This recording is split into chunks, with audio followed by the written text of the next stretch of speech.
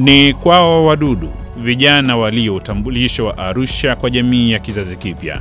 Ni maskani ya palipomea utamaduni wa aina yake. Arusha hujipendezesha kwa kupenda vitu vyake na watu wake.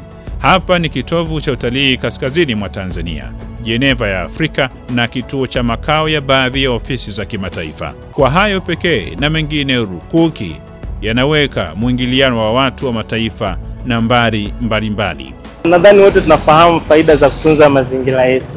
Lakini sisi pia kwa upande wa Arusha ni jiji linalopokea wageni wengi sana. Kwanza kwa sababu Arusha ni kitovu cha utalii kwa upande wa kaskazini wa nchi yetu ya Tanzania, lakini pia Arusha ni makao makuu ya Jumuiya ya Afrika Mashariki. Kwa hiyo ni jiji ambalo linapokea wageni wengi sana.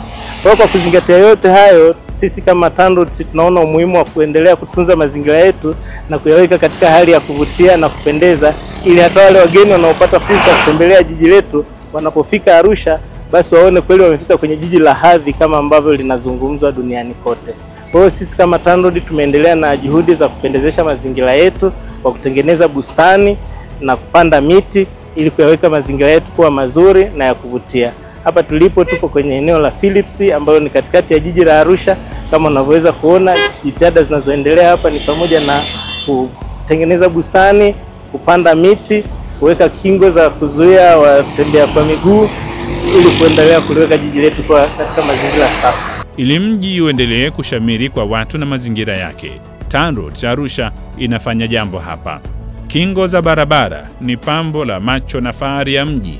Isivyo bahati, urembo huo hauheshimiwi na baadhi ya watumiaji wanaodiriki kuzitindua na kupita chini yake. Wito huu ni muhimu. Toe wito kwa wananchi, watu wa jiji la Arusha kuendelea kuunga mkono juhudi zetu tunazozifanya za kutunza mazingira na kupendezesha jiji. Kwanza kabisa, adha kubwa ambayo naiona ni wananchi wanapenda kupita hata kwenye zile sehemu za bustani ambazo tumezitengeneza kwenye eneo la katikati ya barabara au median kama linavyojulikana pia. Kwa hiyo tunawaomba wananchi waendelee kupita kwenye maeneo ambayo yametengwa maalum kwa ajili ya kuvuka wao. Waache kupita katikati ya bustani ambazo zimeandaliwa.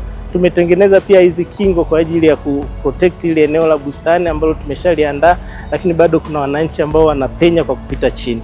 Kwa hiyo nitoe wito wananchi wote kuacha tabia hii ili tuendelee kuyalinda mazingira yetu, yaendelee kuwa katika hali nzuri.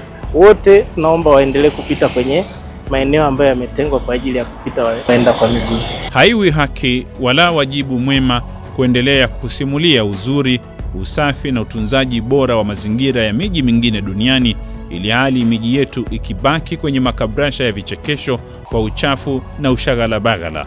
Usafi wa miji yetu, ikiwemo kuzitunza bustani na barabara zake, ni wajibu wa kila raia aliyemea ustaarabu wa mwanadamu.